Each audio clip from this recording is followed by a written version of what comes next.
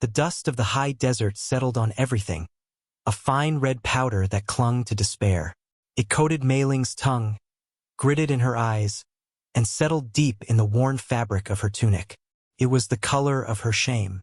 She stood on a crude wooden platform, a relic from some forgotten hanging, now repurposed for a more mundane, yet equally soul-crushing commerce. Below her, a congregation of hard-faced men squinted against the merciless sun, their gazes like stones, weighing her, appraising her. They saw not a woman but livestock, a curiosity, a long pigtailed debt to be settled. The auctioneer, a man whose sweat stains mapped his greed, droned on about her supposed virtues. Hard worker, he barked, his voice cracking, docile, can cook and clean. Came over on the same ship that brought the rail workers. Last of her kind in this county. He lied with the ease of a practiced sinner. She was not docile. Inside her, a blizzard of terror and fury raged, but it was a storm trapped in a teacup, too small and fragile to break free. Her hands were bound with rough twine that bit into her wrists, a final, cruel indignity. She remembered the fire, the acrid smoke that had stolen her husband, a gentle scholar who had dreamed of a new life painting American landscapes. She remembered the men who had dragged her from the ashes of their small laundry business, claiming her as payment for debts she never knew existed. Now, their faces swam in the crowd below, smug and victorious. The bidding was sluggish, insulting. $1.50. The price of a worn-out shovel. Each bid was a hammer blow against the fragile shell of her dignity. She focused on a point beyond the town, where the flat, baked earth gave way to the jagged teeth of distant mountains. She imagined her spirit fleeing there, a weightless thing leaving this husk of a body behind. Then a silence fell, not a gradual quiet, but a sudden, sharp cessation of noise, as if a door had been slammed shut on the world. A figure had emerged from the shimmering heat haze at the edge of the crowd. He was tall and broad, his skin the color of rich, oiled leather. His black hair hung in two thick braids over his shoulders, and his face was a mask of stoic neutrality, carved from the same stone as the mountains he seemed to have walked out of. An Apache. The crowd parted for him, a ripple of fear and disdain spreading through the assembly. They were men who spoke of killing his kind as a civic duty, yet none dared meet his gaze. He walked to the front, his moccasins making no sound in the dust. He looked up at her, and for the first time she felt seen. Not appraised, not desired, not hated. Simply seen. His eyes, dark and deep, held no malice, only an unnerving stillness. $7, he said. The words were low, resonant, and carried across the stunned silence. Not a bid, but a statement. The auctioneer sputtered, his face purpling. Seven silver dollars? The man reached into a leather pouch at his hip and produced the coins, their gleam an affront to the grimy proceedings. He tossed them onto the platform. They landed with a series of sharp, final clinks. No one countered. No one dared. The sound of the silver settling was the sound of her life being sold once more, but this time, into a fear far older and more profound than the petty cruelties of this town. The auctioneer, eager to be done with the unnerving transaction, scurried forward and sliced the ropes from her wrists. "She's yours," he muttered, refusing to look at the buyer. The Apache man, her new owner, did not move. He simply waited. Trembling, Mei Ling stepped down from the platform, the raw skin on her wrists stinging in the dry air. She kept her eyes fixed on the ground, expecting a rough hand, a command. Instead, he turned and began to walk away, leaving her to follow. The eyes of the townspeople burned into her back, their silent judgment a physical force. She had been bought by a savage for the price of a decent saddle. She was less than nothing. With nowhere else to go, she followed the silent man out of the town and into the vast, terrifying emptiness of the land. The journey was a silent pilgrimage into desolation. The sun beat down, a physical weight on her shoulders, and the world was reduced to the rhythmic crunch of her worn slippers in the gravel and the steady, silent tread of the man ahead of her. He moved with an economy of motion she had never witnessed, his body seeming to flow over the harsh terrain rather than fight it. He never looked back to see if she was following. He did not need to. Where else could she go? The town was a cage of leering eyes and cruel whispers behind her. The wilderness ahead was a void of unknown terrors. She was trapped between two kinds of death. Her fear of him was a cold, hard knot in her stomach. He was the savage from the stories whispered by the white women she had done laundry for, a creature of brutal impulse, of violence without reason. Every line of his body spoke of capability, from the taut muscles of his back to the way his hand rested near the knife sheathed at his hip. Yet he offered no violence. He offered nothing at all. The silence stretched, becoming its own entity, a third traveler accompanying them. It was heavier than the sun, more suffocating than the dust. In her life before, there had always been noise. The chatter of the marketplace in Guangzhou, the gentle murmur of her husband reading poetry, even the hateful jeers of the auction. This utter lack of sound was unnerving, forcing her inward, leaving her alone with the cacophony of her own thoughts. She thought of her mother, of the jade pendant she had been forced to sell for passage, of the promises of a gold mountain that had turned to ash in her mouth. She stumbled, her ankle twisting on a loose rock. A sharp cry of pain escaped her lips before she could stifle it. He stopped instantly, his stillness as abrupt and absolute as his movement. He turned, his dark eyes scanning her, then her foot.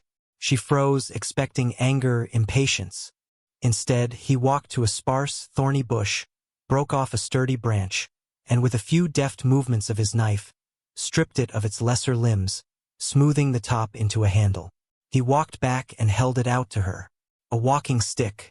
She stared at it, then at him, her mind unable to reconcile the gesture with the monster of her imagination.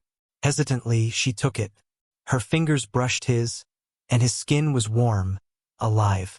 The contact was brief, impersonal, yet it sent a jolt through her. He said nothing, simply turned and resumed his relentless pace, though perhaps, she thought, it was a fraction slower than before. They walked until the sun began to bleed across the horizon, painting the sky in hues of bruised purple and fiery orange. He led her to a small, hidden spring, a miracle of green in the parched landscape. He drank first, kneeling and cupping the water in his hands.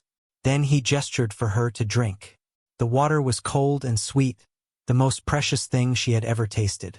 It washed the dust from her throat and seemed to clear some of the fog of fear from her mind. He had not offered her violence. He had offered her a staff to lean on and water to drink. It was not kindness, not as she knew it.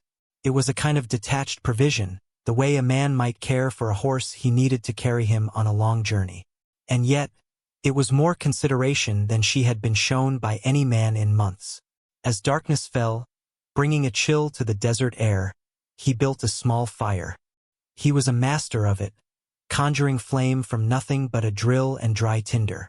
The tiny blaze pushed back the immense, star-filled darkness, creating a small circle of warmth and light. He offered her a piece of dried meat from his pouch. It was tough and salty, but it was food, and it quieted the anxious rumbling in her belly. She watched him across the flickering flames, his face a landscape of shadows and light. He was an enigma, a man of profound contradictions. He had bought her like an animal, yet he treated her with a strange, unspoken dignity. He was a silhouette against the vastness of the wilderness, and she, a ghost haunted by memories, sat in his circle of fire, wondering what the dawn would bring. His home was not a home. It was a statement of solitude, a dwelling carved into the base of a rock overhang, shielded from the wind and the prying eyes of the world. It was more cave than cabin, the natural stone forming 3 walls, the fourth a masterfully constructed face of sun-dried adobe and scavenged timber. A single, hide-covered opening served as a door. Inside, it was spare and meticulously ordered. Furs were rolled tightly against one wall, pottery and cooking implements were stacked neatly on a flat stone shelf, and tools, knives, arrowheads, a bow, were arranged with a craftsman's precision. The air smelled of wood smoke, leather, and the clean, dry scent of the desert itself. It was the scent of him. He gestured for her to enter, and she did so with the caution of a stray dog entering a strange yard. He followed her in and pointed to a pile of soft rabbit furs in a corner, set apart from his own sleeping roll. That was to be her space. He had drawn a line in the dust without a word. For days, this silent arrangement continued. He would rise before the sun, his movements quiet as a shadow, and disappear into the wilderness. He would return hours later with game, a rabbit, a brace of quail, or with roots and herbs she did not recognize. He would prepare his food, eat, and then set to work. He was never idle. He tanned hides, his strong hands working the skins until they were supple. He fletched arrows, his focus absolute. He sharpened his knife on a whetstone, the rhythmic scrape the only sound in their shared space. He moved through his life with a purpose that was both admirable and intimidating. He demanded nothing of her. He did not speak to her, did not look at her for more than a passing moment, and never, ever crossed the invisible line to her side of the dwelling. This deliberate distance was a torment of a different kind. The terror of imminent violence had been replaced by the gnawing ache of uncertainty and a profound, crushing loneliness. She was a ghost in his life, a silent observer of his solitude. She watched his hands, how they could be so strong when stretching a hide, yet so precise when tying a feather to a shaft. She watched his face, which she had first seen as a hardened mask, and began to notice the subtle shifts in expression, the slight narrowing of his eyes as he tracked a hawk across the sky, the almost imperceptible tightening of his jaw when the wind carried a distant, unfamiliar sound. She began to clean. It was the only thing she knew how to do, the only way she could impose some sense of her own existence onto this place. She swept the dirt floor with a branch, organized the cooking pots, and washed their 2 wooden bowls in the spring. He would return and notice the changes, his eyes briefly flicking over the newly ordered space. He never acknowledged her work with a word or a nod, but he did not undo it, either. He simply accepted it, incorporating her silent contributions into the rhythm of his life. One afternoon, a sudden, violent thunderstorm rolled down from the mountains.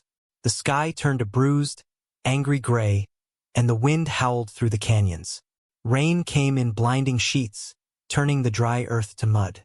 Mei Ling, caught outside gathering firewood, huddled against the rock face, soaked and shivering. He appeared as if from the stone itself, a solid presence in the maelstrom. Without a word, he took the bundle of wood from her arms and guided her with a hand hovering just above her back, not touching but directing, into the shelter. Inside, the storm was a muffled roar. He built up the fire until it blazed, casting dancing shadows on the stone walls. He handed her a dry, thick bear pelt. The fur was coarse but warm. She wrapped it around her shoulders, her shivering slowly subsiding. He sat on his own side of the fire, staring into the flames, a silent guardian against the fury of the world outside. In that moment, watching the rain lash down beyond their sanctuary, she understood. He had not just bought a possession. He had taken on a responsibility. He had promised her nothing with his words, but his actions had promised her this: shelter from the storm. It was a stark, unsentimental kind of care, but it was care nonetheless. And in the heart of that wild place, it was everything. Days turned into a week, then 2. The rhythm of their life settled into a pattern, a silent dance of shared existence. She learned his habits, the way he paused at the threshold each morning to read the sky, the way he tested the wind before a hunt. He, in turn, adapted to her presence. He started leaving a small portion of the morning's catch for her to prepare for a midday meal, a silent acknowledgement that she, too, needed to eat when he was gone. He was teaching her, though she did not realize it at first.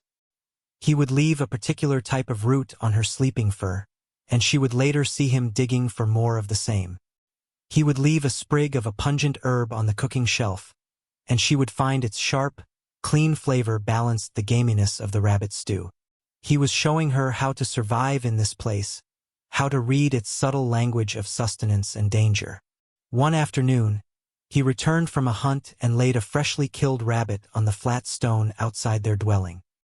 He then took a skinning knife from his belt. Not the large, intimidating one he carried for protection, but a smaller, more delicate blade with a handle of polished bone. He held it out to her, handle first. Mei Ling stared at it, her heart thudding. It was a tool, but it was also a weapon.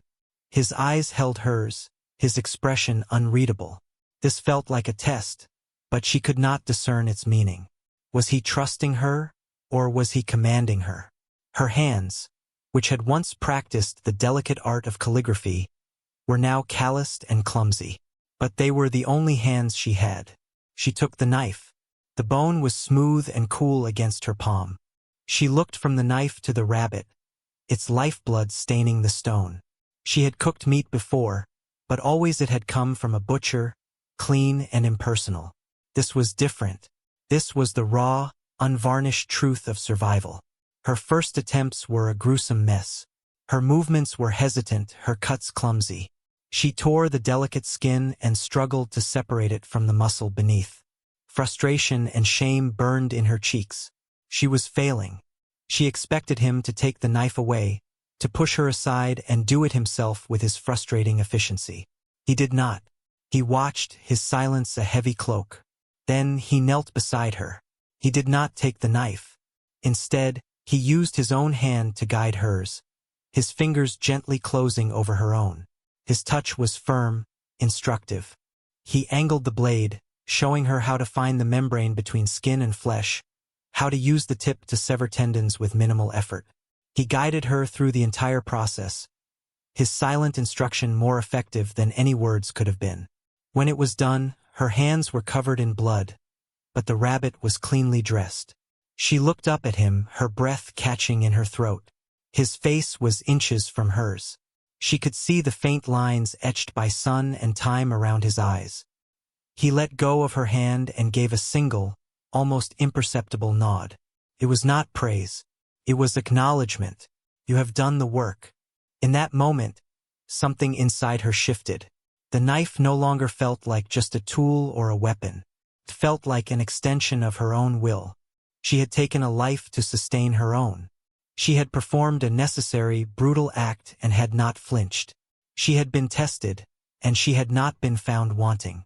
Later that evening, as she scrubbed her hands in the spring under a sky littered with stars, she looked at her own reflection in the dark water. The woman who stared back was not the same one who had stood on the auction block. Her face was thinner, tanned by the sun, but her eyes held a new light. It was not hope, not yet. It was the hard, sharp glint of resilience. She had faced the visceral reality of this life and had earned a silent nod from the man who controlled it. She was no longer just a victim waiting for the next blow to fall. She was learning to survive. The first sign of trouble was a scent on the wind. Kale. She had heard a trader call him that once. In a town they had skirted miles from, stiffened, his head lifting like a wolf's. He had been scraping a deer hide, his movements rhythmic and focused, but now he was utterly still, a statue of pure attention. Mei Ling, who had been grinding dried berries with a stone, felt a prickle of fear run up her spine. She had learned to trust his instincts. His senses were a part of the landscape, as reliable as the rising of the sun. He rose silently and moved to the edge of the rock overhang, peering out towards the direction of the town, a dark smudge on the horizon. His hand rested on the hilt of his knife. "Stay inside," he said. The two words, spoken in his low, gravelly voice, were a thunderclap in their world of silence. It was the first direct command he had ever given her. She scurried back into the dark interior of their shelter, her heart hammering against her ribs. She crouched behind a stack of furs, peering through a small crack in the adobe wall. Took a long time. The sun crawled across the sky. The heat built. Then she saw them. 3 riders, kicking up a lazy trail of dust. As they drew closer, she recognized them. One was the man who had owned the saloon, the one who had first claimed her husband's supposed debt. The other 2 were miners, their faces perpetually grimed with dirt and greed. They were the ones who had jeered the loudest at the auction, their bids low and insulting. They rode with a swaggering confidence, rifles resting across their saddles. They reined in their horses a respectful distance from the shelter, but their intentions were as clear as the malice on their faces.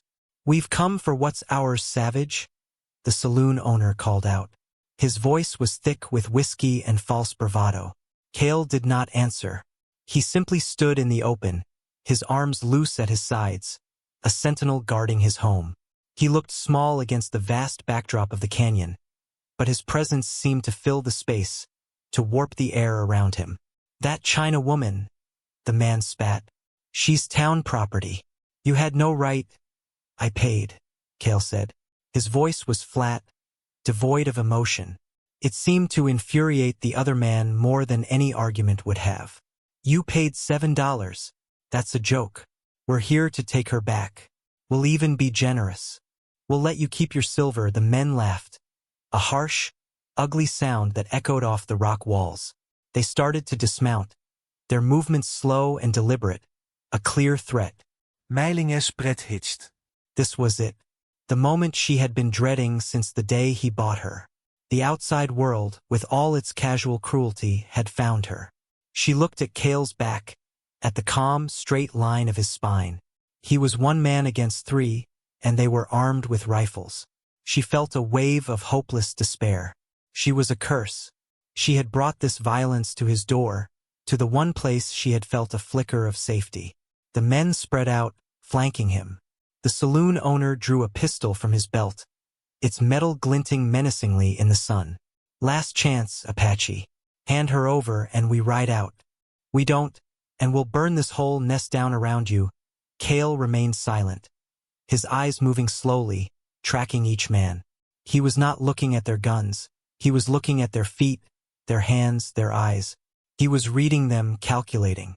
From her hiding place, Mei-Ling watched, her world narrowing to the small patch of sun-blasted earth where this confrontation was unfolding. She saw the tremor in the miner's hand, the way the saloon owner kept licking his dry lips. They were afraid of him. Even with their guns and their numbers, they were terrified. And in their fear lay their danger. They were unpredictable, cornered animals. The saloon owner cocked his pistol. The sound was unnaturally loud in the silence. "Time's up." The world exploded into motion. It was not the clumsy, brawling violence of the town, but something older, more primal. Before the saloon owner could fully level his pistol, Cale moved. He did not charge, he flowed. In two swift, silent strides, he closed half the distance. The man's eyes widened in shock, his finger tightening on the trigger. A shot rang out, deafening, but it went wide, kicking up a puff of dust far to Cale's left. Cale's arm shot out not to strike, but to hook the man's gun wrist, turning the weapon away. At the same time, his other hand, holding the heavy whetstone he'd been using, slammed into the man's temple. There was a sickening crunch, and the saloon owner crumpled to the ground, unconscious before he landed. The two miners, startled by the suddenness of the attack, fumbled for their rifles. One of them, the younger of the two, managed to swing his weapon around. Cale was already moving again, a blur of buckskin and focused fury. He used the fallen body of the saloon owner as a partial shield, lunging low. He didn't try to fight the rifle. He went for the man holding it. His knife was in his hand, though Mei-Ling had not seen him draw it. He didn't slash with it. He used the heavy pommel to strike the miner's elbow, and the man screamed as the bone broke with a dry snap. The rifle clattered to the ground. The third man, seeing his companions dispatched in seconds, panicked. He raised his rifle and fired wildly. The bullet ricocheted off the rock face high above Mei-Ling's hiding spot, showering her with stone chips. She flinched back with a cry. The sound, small as it was, drew the man's attention. His eyes locked on the shelter's entrance, a cruel grin spreading across his face. "There you are, you little—" He never finished the sentence. Cale launched himself at the man, a tackle that was less human and more panther. They went down in a cloud of dust and flailing limbs. There was a brief, desperate struggle. Mei-Ling could hear grunts, the thud of fists on flesh. Then silence. Kale rose, his breathing slightly labored. The third man lay still, a gash on his forehead bleeding freely into the dust. Kale had not killed them. He had simply, and with terrifying efficiency, dismantled them. He stood over the three prone bodies, his chest rising and falling, the knife still in his hand. He was not a savage. A savage killed for pleasure or rage. This was something else entirely. It was the calculated application of force, precise and overwhelming, designed to end a threat with finality but without unnecessary death. He had been a force of nature, like the thunderstorm that had swept through the canyon. He was the land itself, rising to expel an invasive presence. He turned and looked towards the shelter. His eyes met Mei Ling's through the crack in the wall. The fury of the fight was gone from his face, replaced by that familiar, unnerving calm. But she saw something else there, too, a flicker of concern. He was checking to see if she was unharmed. He had protected her. He had stood between her and the ugliness of the world she had fled and had refused to yield. The promise he had made with the gift of a dry pelt in the storm, he had now sealed in blood and dust. He walked over to the man with the broken arm, who was moaning in pain, and tore a strip of cloth from the man's own shirt to fashion a crude sling. He then nudged the unconscious saloon owner with his foot until the man groaned. He was tending to his enemies. It was a gesture so at odds with the brutality she had just witnessed that Mei Ling felt a sense of dizzying disorientation. He was a man of contradictions she could not begin to fathom. He herded the dazed and wounded men towards their horses. "Go," he said, his voice a low command. "Do not come back." They scrambled to obey, hauling their leader onto his saddle. They rode away, not with swagger, but with the hunched shoulders of defeated men, leaving a trail of dust and humiliation behind them. Kale watched them until they were small specks in the distance. Only then did he turn back towards his home, the silence descending once more, deeper and more profound than before. He moved with a slight limp as he approached the shelter, favoring his left leg. And his left arm, the sleeve of his buckskin shirt was dark, soaked through with a growing patch of crimson. He had not escaped the fight unscathed. The third man's wild firing or the struggle on the ground had found its mark. He ignored the injury, moving to the fire pit as if to resume his daily tasks, his discipline overriding his body's protest. Mei Ling watched him from the doorway, her fear from the fight slowly being replaced by a new, more urgent anxiety. He was hurt. The protector was wounded. For weeks, she had been the recipient of his silent care. He had provided food, shelter, and now a fierce defense. She had contributed only her quiet labor, her presence a simple fact of his life. Now the roles were shifting. She saw him flinch as he bent to pick up a piece of wood, a sharp, involuntary hiss of pain. He straightened, his jaw tight. He would not ask for help. His pride, his very nature, was a fortress of self-reliance. He would likely bleed in silence until he healed or fell. Something broke inside her, the last remnant of the passive, terrified victim she had been. She could not stand by and watch him suffer. She had been useless for too long. Taking a deep breath, she stepped out of the shelter. She went to the small stack of pottery where she knew he kept clean water. She poured some into a wooden bowl, then found the clean scraps of linen she had carefully saved from a discarded shirt. Her hands trembled, but her purpose was firm. She walked over to him. He stopped what he was doing and watched her approach, his eyes wary, guarded. She stopped in front of him, holding out the bowl and the cloth. She did not speak. She did not know the words. She simply looked at his wounded arm, then back to his face, her expression a silent plea. "Let me." He stared at her for a long moment, his dark eyes searching hers. She thought he would refuse, that he would wave her away and retreat back into his stoicism. A complex battle seemed to play out behind his eyes. To accept her help was to admit weakness, to allow a vulnerability he never showed to the world. But to refuse was to reject the first real offering she had ever made, to deny the shift that had occurred between them. Finally, with a slow, deliberate movement, he nodded. He sat down on a smooth, flat rock and held out his arm. It was an act of profound trust. Mei-ling knelt before him, her heart thudding a nervous rhythm. She gently pushed up his sleeve. The wound was a deep gash, long and wicked, carved by a bullet's graze or a knife's edge. It was still weeping blood. Recalling the herbal poultices her grandmother had made for cuts and scrapes back in her village, she set to work. Her hands, now sure and steady, first cleaned the wound with the cool water. He did not flinch, though she knew it must have stung. His control was absolute. She then went to the small pouch where she had seen him store medicinal herbs. She found the yarrow he had shown her, the one whose leaves could stanch bleeding. She crushed the leaves between 2 stones, mixing them with a drop of water to make a green paste. She returned to him and carefully applied the poultice to the gash. Her touch was gentle, respectful. This was the first time she had initiated contact, the first time her hands had been on his skin for a reason other than an accident or his instruction. It was an intimate act in the vast, impersonal wilderness. She bound the wound with the linen strips, her knots neat and firm.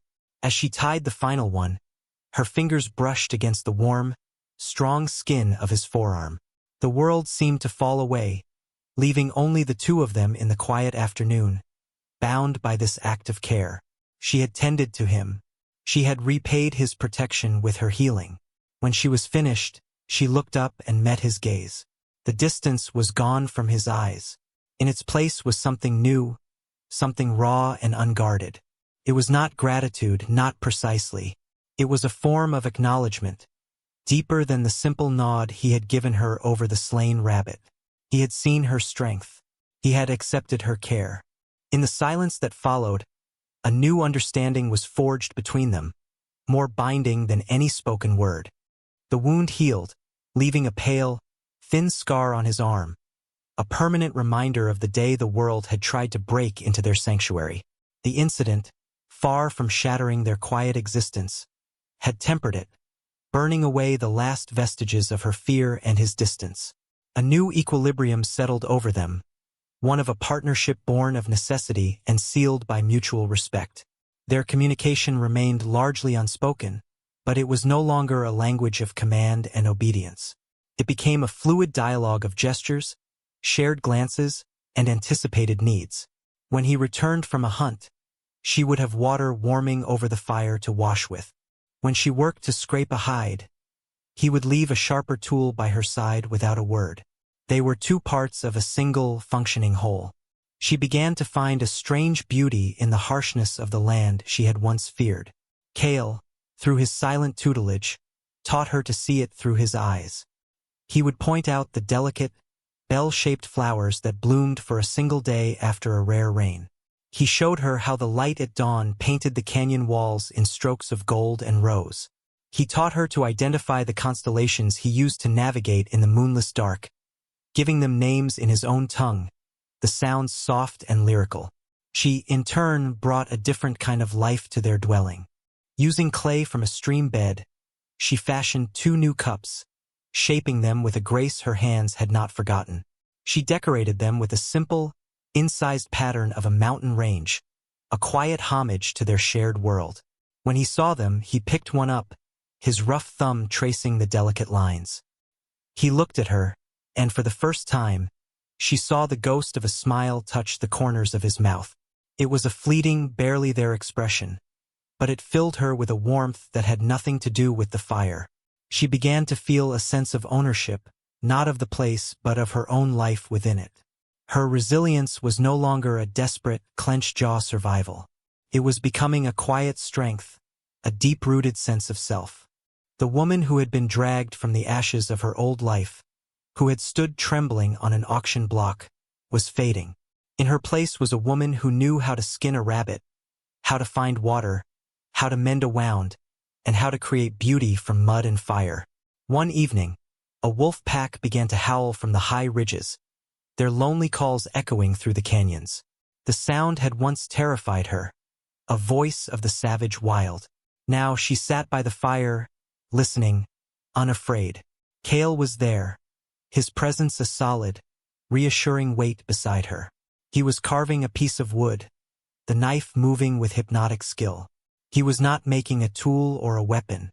He was carving a small, intricate figure of a hawk, its wings outstretched. He was an artist in his own way.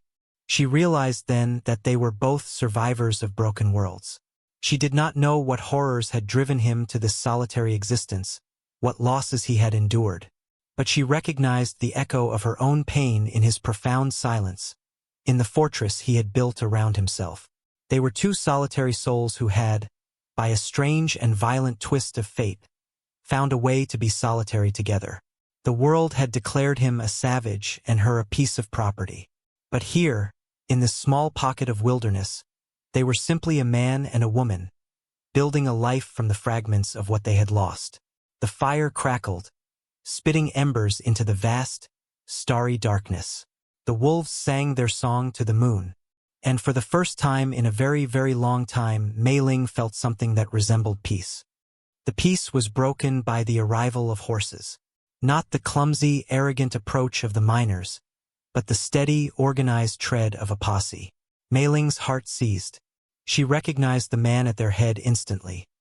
The town sheriff, a portly man with a self-important air and a silver star pinned to his dusty vest. With him were 5 other men, deputized citizens, their faces grim and determined. They carried their rifles not with swagger, but with purpose. This was not a drunken attempt at reclamation.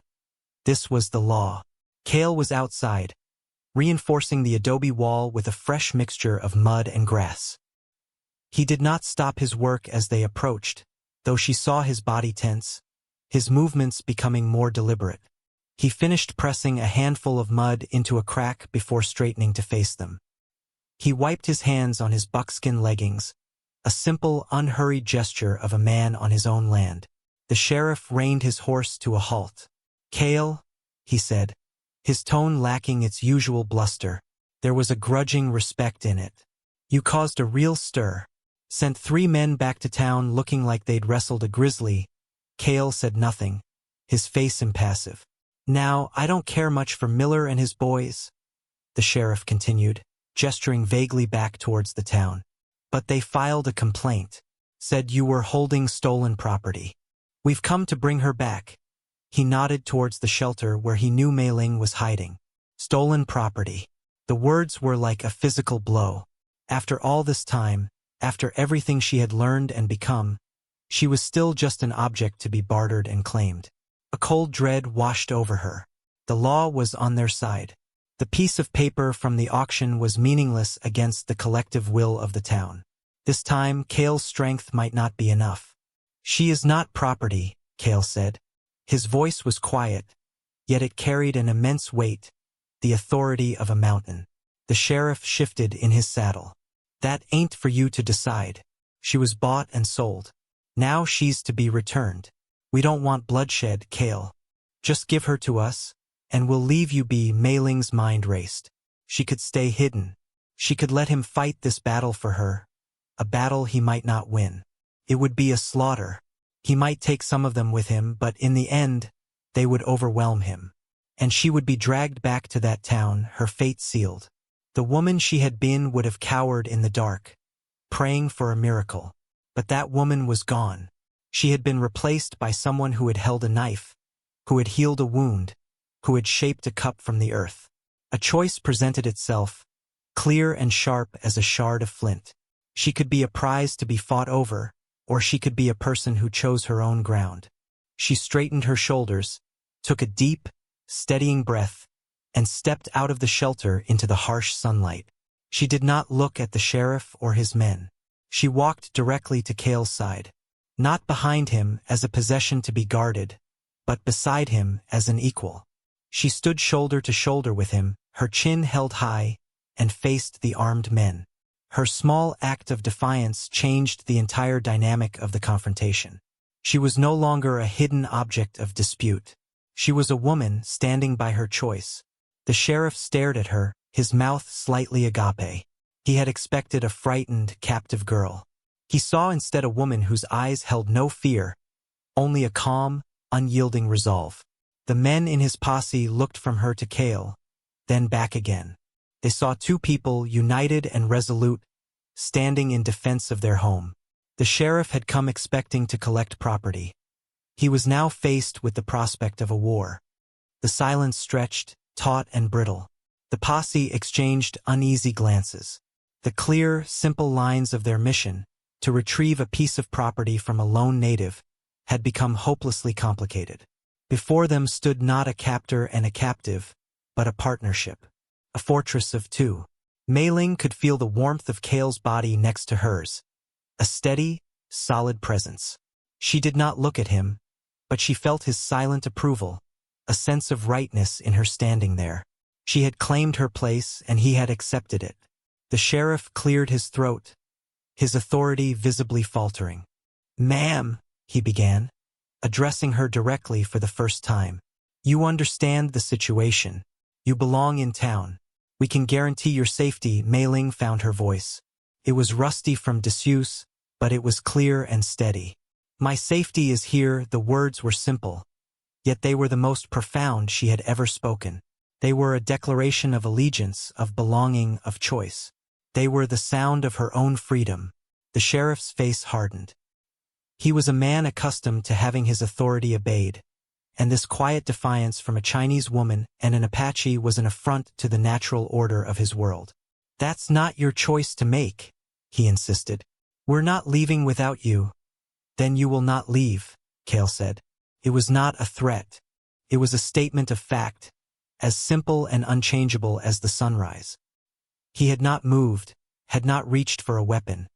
Yet the promise of violence hung in the air, heavy and suffocating. The men in the posse began to stir, their rifles feeling heavier in their hands. They were far from town, deep in territory this man knew better than they knew their own backyards. They looked at Kale's unyielding stance and at the woman standing defiantly beside him. They looked at the rocks and shadows of the canyon, which suddenly seemed full of unseen dangers. They were here for a matter of principle, to uphold the town's ugly bargain. But were they willing to die for it? The cost of this principle was being calculated in the tense silence, and it was being found too high. One of the deputies, a young man with fear in his eyes, lowered the barrel of his rifle slightly. "Sheriff," he muttered, "this ain't worth it." The sheriff shot him a glare, but he saw the same sentiment reflected in the faces of the other men. His authority was an illusion, held together only by the willingness of others to believe in it. Here, in this canyon, it had evaporated under the heat of two people's resolve. He had lost control of the situation. With a final, frustrated sigh that was a clear admission of defeat, the sheriff tugged on his reins, turning his horse. "This isn't over," he grumbled, the words hollow and meaningless. He knew they were. The posse turned their horses, following his lead. They rode away, not with the pride of the law, but with the quiet shame of men who had been faced with a truth they could not overcome. Mei Ling and Kale stood together, side by side, watching until the last rider disappeared and the dust they had raised began to settle back to the earth. The silence that returned was not empty. It was full. It was the sound of a battle won, of a home successfully defended. It was the sound of peace. Kale turned his head and looked at her. For the first time, all the guards were down, all the masks removed. His dark eyes were filled with a profound, quiet respect that went beyond anything she could have imagined. He had seen her not just as a survivor, but as a fighter, partner. She met his gaze and held it, and in that shared look, a final unspoken promise was made. This was their place. This was their life. Together, she had arrived in this land in chains, a piece of human cargo. She had been sold for $7 silver. But her life, she now understood, had not been bought on that dusty afternoon. It had been redeemed.